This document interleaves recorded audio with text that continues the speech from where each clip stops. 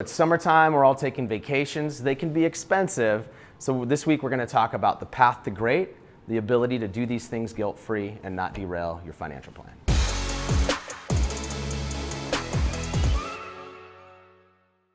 All right, so John and I recently took trips with our families, and we wanted to. What'd you do for your trip with your son? So with my son, he turned 10, is turning 10, and so we want to do a father-son trip, becoming of age, new changes in life, and do something fun with them to honor their movement to 10 years old. And so that's what we did. And so what did you do with your family? Well, I spent a month in a trailer with my family. We did everything from Yellowstone to South Lake Tahoe to the Oregon coast. It was amazing. 3, 5, and 7-year-old, you can imagine there are some breakdowns along the way. I can imagine. But it was incredible, and it's just tons of time with family. So what, in the vein of why we took these trips, what was your motivator for taking your trip? The one thing, from me and my wife, one of us is a protector mindset, one is more of a commitment mindset. And so we really try to balance each other out to say, okay, how do we honor our son to do this trip to whatever was put on his heart to do, but then also how do we save and budget and plan so our financial plan doesn't get derailed? Was a big exercise leading up to this trip that we took. So another way to think about that as well, it's not just the pure numbers behind it, but also your preparation. Your wife needed to feel comfortable, a little more comfortable from a safety net standpoint than maybe you did, just based upon the different mindsets. Right? Yeah, exactly. So you approach it a little bit differently. Okay, that makes sense. How about yourself? So my wife and I, we are both more of we both like to have experiences and have fun with our family. By default, since this is what I do for a living, she kind of is like, all right, you can worry about being more of a security mindset, if you will, and that's just the nature of what I do. So I'm the type that I'm always making sure that, okay, do we have enough saved? Are we saving enough? Are we still on track? But we're pretty similar when it comes to, hey, let's just do this. But she's really the driver behind it. She made me shake her hand a year ago, saying, you're going to commit to doing this trip, and we found a way to make it happen, and it was absolutely amazing. So that's really cool. Yeah, I know. So one thing on my trip, and I want to ask you about your trip, this idea that you could do all this stuff, right? There's all this good out there. Yeah. Well, how do you make your trip great?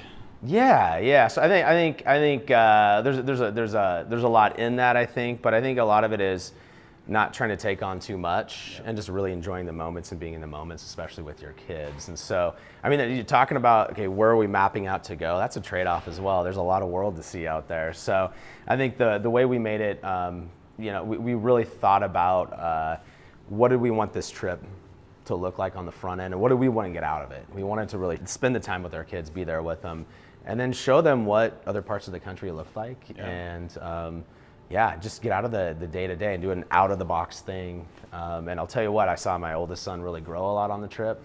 He kind of seemed like he had a mindset shift as well, and he's 7 years old, and you just saw him bubbly and happy like I've never seen him before. And it was nice because I was able to be with him every single day, which I don't get to do that every day necessarily when you're at work as much as we are. Yeah, 100% agree. Yeah. How about you? For us, I think the best thing was just how much one-on-one time I had with my son, turning 10, and just having basically 4 straight days with him. Yeah. Obviously, there's a lot of stuff to do down in Disney World. That's where we went. How do we maximize our time down there and get to see all the cool stuff? But then there's so much stuff down there. It's really hard to get everywhere. And so one of the biggest things was I really let him guide where he wanted to go. I think from, hey, did he want to go to the Blizzard Beach? Did he want to go to Epcot? Did he want to go to Animal Kingdom? Like what was on his heart? It was really cool to see his growth and in his mindset leading up to the vacation to really give him some, hey, this is your trip, so I want you to plan this. And that's pretty it was cool. really cool to see that development of him. Nice. So in closing, I wanted to mention as well that we're no different than our clients. We are one advantage that we have is we have about 8 financial advisors around here, and we're always bouncing ideas off of each other, and we live and breathe in this environment. But we're building our own plans. We make our own financial mistakes. We're very open about that as well. But we just, I'm far from it. We really wanted to be intentional about these trips and be open with our clients about it, and that it was what we wanted to do. B, we didn't want to sacrifice, our futures to do these pretty epic trips and derail our financial future, but we really wanted to get the most out of today. So that took some crunching of the numbers. It took some speaking with our spouses, and I don't want to say negotiating, but talking through the trade-offs, and that's how we made it happen. And then the commitment, money, minds, and both of us, I think, we made that happen. Made it happen. And I think the one thing that you really learn through these type of processes is when you really are connecting with the people you're developing your plans with is when I have a problem saying yes to everything. As a commitment, money, mindset, I want to say yes to everything. And so, but one of the things is when you're saying yes to everything, you're saying no to something else. And so even for me, that was a good realization. If you say yes to this, you say yes to the trip, you say yes to the going out to eat, whatever it is, well, you're saying no to something else. And so that no could be financially impactful your future. So it's like, and so if you're trying to go from being, in this good mindset to becoming great, it's really how do you really prioritize those things to make sure you're maximizing your plan, but then also your what your heart is telling you to do. So it's what we wanted today, but not compromising our tomorrow, essentially. So with that, the team's going to walk you through part 2 of this next week. How we specifically, the actual process of what we do to take clients through what Jon and I just went through with our wives. See you guys later.